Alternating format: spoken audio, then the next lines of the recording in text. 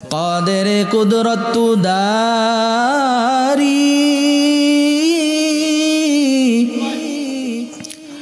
हर्च खाही आकुनी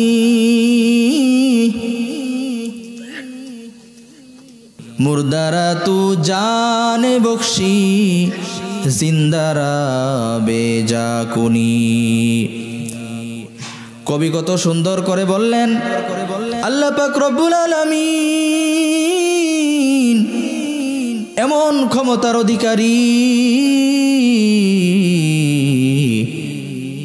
আল্লাহ তাআলা জিন্দা মানুষকে মৃত্যু বানিয়ে দেন এবং মৃত মানুষকে আবার পুনরায় জান দিতে পারেন। কথা বলেন ঠিক কিনা? এই ক্ষমতা একমাত্র কার? পৃথিবীর সবচেয়ে সুপার পাওয়ার মনে করেন বর্তমান super power America, Donald Trump বলেন বা যারাই বলেন, ওর চেয়ে ডাবল ক্ষমতার অধিকারী এরকম ক্ষমতা কার আছে যে একটা মৃত মানুষকে আবার জীবিত করবে? এটা একমাত্র কার ক্ষমতা? চিল্লায় বলেন কার ক্ষমতা? ওয়ালাকাদ খালাকনাল ইনসান মিন সুলালাতিন মিন তিন। বান্দারে আমি আল্লাহ তোমাকে সৃষ্টি করেছি এমন এক আজব প্রকৃতিতে, যদি একটু চিন্তা করো তাহলে আমি রবের পরিচয় পেয়ে যাবা। এমন এক বস্তু থেকে আমি আল্লাহ তোমাকে তৈরি করেছি যেই বস্তুটার কোনো দাম নাই, দুনিয়ার মধ্যে এটাকে কোনো মূল্যায়ন করা হয় না। আল্লাহ পাক রব্বুল আলামিন বলেন আমি আল্লাহ তুমি বান্দাকে তৈরি করেছি মাটির সার নির্যাস থেকে, মাটির সার নির্যাস। আমরা তো ইতিপূর্বে জানি যে আমাদেরকে সৃষ্টি করা হয়েছে মাটি দ্বারা, এই কথা আমরা শুনেছি না অনেক উলামায়ে কেরামের মুখে। আজকে এই আয়াতের তাফসীর এখান থেকে বুঝে যাবেন ইনশাআল্লাহ। মুফাসসিরগণ এই আয়াতের সুন্দর ব্যাখ্যা দিয়েছেন আমার শাইখ ও মুর্শিদ আল্লামা মুফতি দেলাওয়ার হোসেন সাহেব দামাত বরকাতুহুমুল আলিয়া, আমাদের বাংলাদেশের ইফতা বোর্ডের সেক্রেটারি যিনি, পুরা বিশ্বের শাইখুল ইসলাম আল্লামা তাকি আল উসমানী হাফিজাহুল্লাহ তাআলা পাকিস্তান, ওনার বিশিষ্ট খলিফা ফকিহুল আসার, ওনার মুখে এই আয়াতের তাফসীর শুনেছি বহুবার। তো আমি যেটা বলতে চাচ্ছি, আল্লাহ পাক রব্বুল আলামিন আমাদেরকে মাটির সার নির্যাস হতে তৈরি করেছেন, এতটুকু বুঝতে পারছি তো?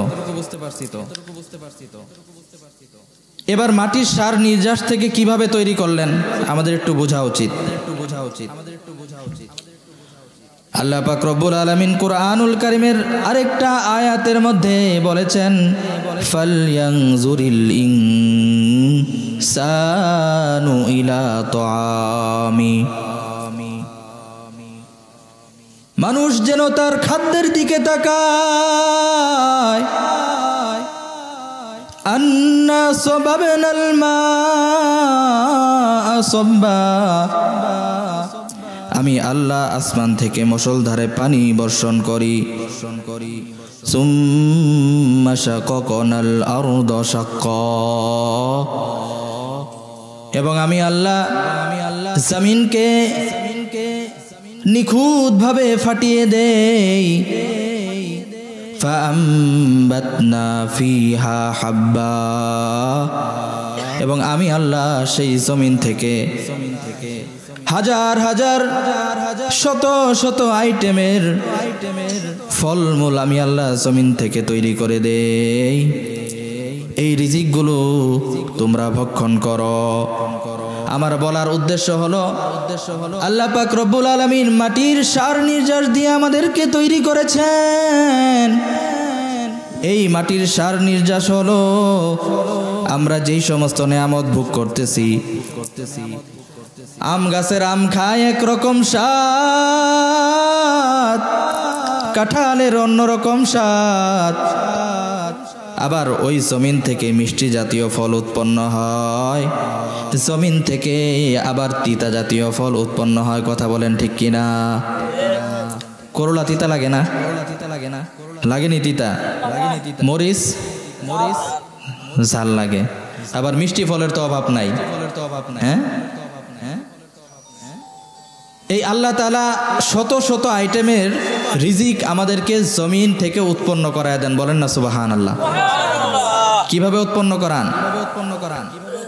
আপনি আমার পক্ষে সম্ভব একটা বীজ, একটা অঙ্কুর, এটা থেকে এটাকে ফাটিয়ে এটা থেকে গাছ উৎপন্ন করে, এটা থেকে বিশাল বড় বট গাছ, দেখছেন না বট গাছ? আপনাদের এলাকায় আছে না?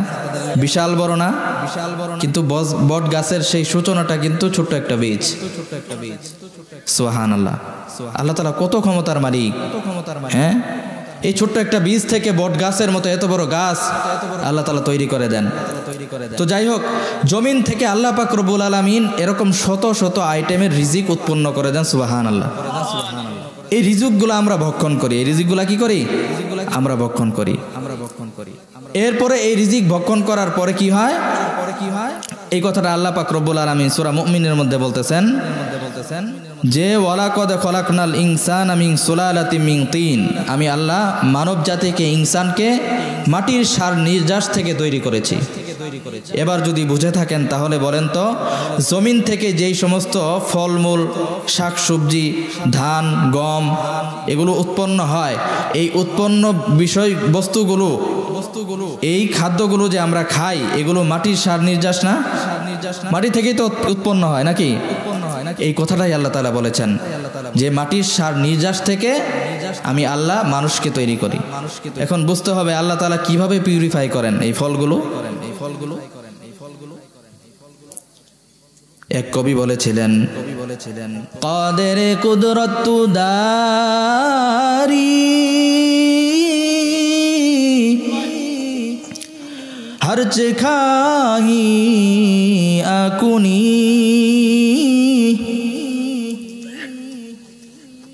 मुर्दारा तू जान बख्शी जिंदारा बेजाकुनी। কবি কত সুন্দর করে বললেন, আল্লাহ পাক রব্বুল আলামিন এমন ক্ষমতার অধিকারী, আল্লাহ তাআলা জিন্দা মানুষকে মৃত্যু বানিয়ে দেন এবং মৃত মানুষকে আবার পুনরায় জান দিতে পারেন। কথা বলেন ঠিক কিনা? এই ক্ষমতা একমাত্র কার? পৃথিবীর সবচেয়ে সুপার পাওয়ার, মনে করেন বর্তমান super power America, Donald Trump বলেন বা যারাই বলেন, ওর চেয়ে ডাবল ক্ষমতার অধিকারী এরকম ক্ষমতা কার আছে যে একটা মৃত মানুষকে আবার জীবিত করবে? এটা একমাত্র কার ক্ষমতা? চিল্লায় বলেন কার ক্ষমতা? আল্লাহ তাআলার এত ক্ষমতা, আল্লাহ তাআলা যা চান তাই করতে পারেন।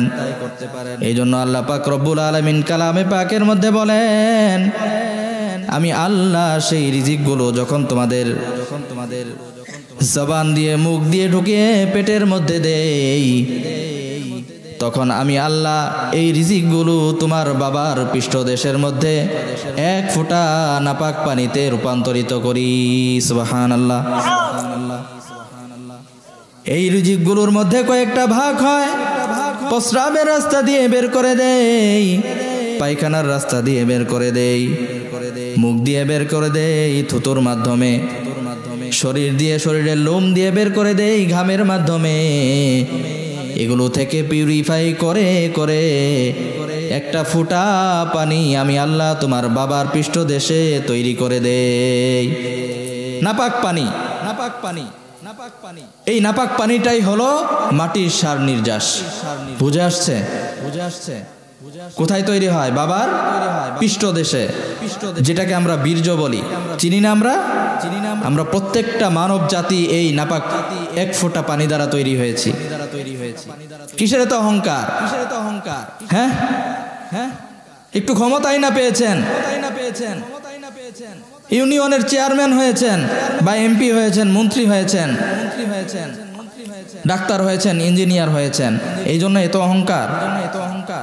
পাশে গরিব, আপনার আপনজন, আপনার বড় ভাই বা ছোট ভাই, সে গরিব, আপনি অনেক ধনী, তার সাথে কথা পর্যন্ত বলেন না। আহা, তাকেও ওই নাপাক পানি দ্বারা তৈরি করা হয়েছে, আপনাকেও সেই নাপাক পানি দ্বারাই তৈরি করা হয়েছে। এই জন্য আল্লাহ পাক রব্বুল আলামিন বলেন, সুম্মা জাআলনাহু নুতফাতান ফি করারিম মাকিন। আমি আল্লাহ ওই মাটির সার নির্যাসকে এক ফোঁটা নাপাক পানিতে রূপান্তর করে সেই নাপাক পানিকে তোমার মায়ের গর্ভের মধ্যে নির্দিষ্ট একটা টাইম পর্যন্ত সেখানে রেখে দেই। সুবহানাল্লাহ। এরপরে মায়ের পেটের মধ্যে সেই পানিটা এমন ভাবে আমি আল্লাহ পিউরিফাই করি। আল্লাহ তাআলা বলেন, সুম্মা খলাকনান নুতফাতা আলাকাতান, আমি আল্লাহ সে এক ফোঁটা নাপাক পানিকে রক্তে রূপান্তরিত করি।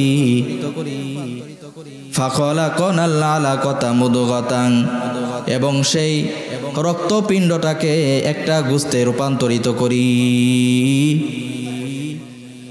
এরপরে আল্লাহ তাআলা বলেন, ফাখলাকনাল মুদগাতা ইযামা, আমি আল্লাহ সেই গোস্তের পিণ্ডটাকের মধ্যে আবার আমি আল্লাহ হাড্ডি দ্বারা রূপান্তরিত করি। ফাকাসাউনাল ইযামা লাহমা, সেই হাড্ডির উপরে আবার আমি আল্লাহ পুনরায় গোস্তের প্রলেপ দিয়ে দেই। সুম্মা আনশানাহু খালকান আখার, আমি আল্লাহ সেই রক্ত এবং গোস্ত হাড্ডি দ্বারা তৈরি এই জিনিসটাকে এমন সুন্দর একটা আকৃতি দিয়ে দেই, যে আকৃতি দুনিয়ার আর কোনো মাখলুকাতের মধ্যে নাই। কথা বলেন ঠিক কিনা? মানুষের মতো সুন্দর অন্য কোনো প্রাণী আছে? না, এই বিশ্বে পাবেন না। এই জন্য ফাতাবারাকাল্লাহ, সেই আল্লাহ তাআলার পুত পবিত্রতা স্বীকার করতে হবে। ফাহসানুল খালিকিন,